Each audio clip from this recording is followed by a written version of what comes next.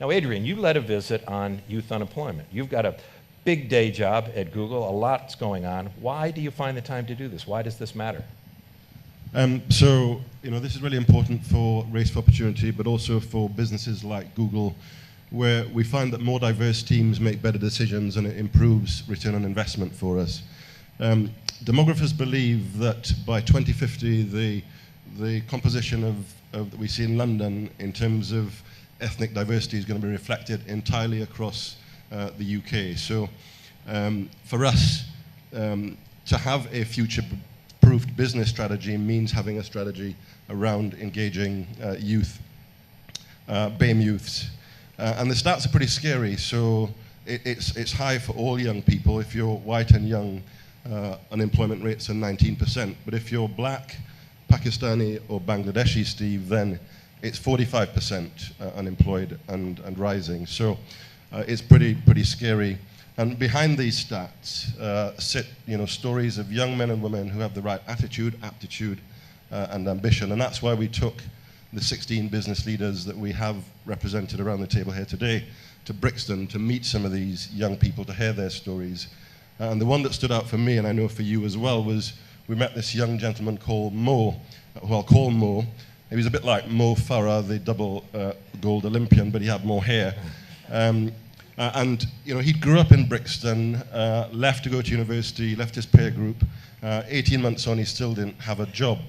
And he said it's hard. He came back to Brixton and his peer group, some of them did legitimate, some other roles, were laughing at him and saying, look, you've gone to university, what have you got to show for it? We've got the cars, we've got the clothes, what have you got? And he said, you know what, it's a really long journey and this is just the start of it.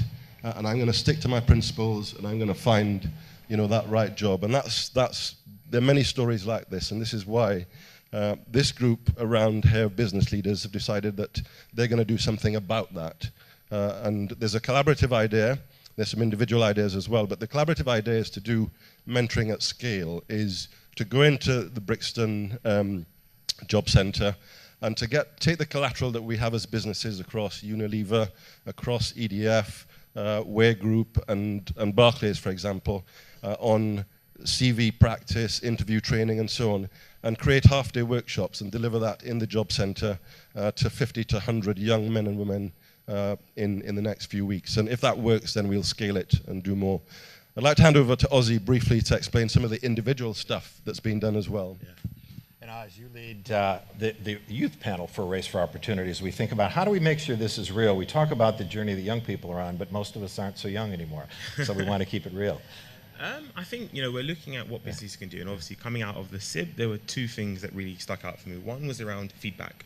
So organizations like MediaCom, for example, are really talking to their employees and their staff and saying, how can we give feedback to young people differently? And to everyone who applies to our company, where are they commonly falling down in their applications, and how can we tell them these are the steps to take to improve? So next time, I think you look at organizations like Wear Group and Unilever, they're forging strategic partnerships with companies like Elevation Networks who work in this space to say, we care about this issue a lot, but we know we can't do it all by ourselves. So as Adrian said, there's collaborative action, but there's also individual efforts that business leaders are taking within their own organizations to really make this real and actually say some simple steps we can take to start changing things for young people.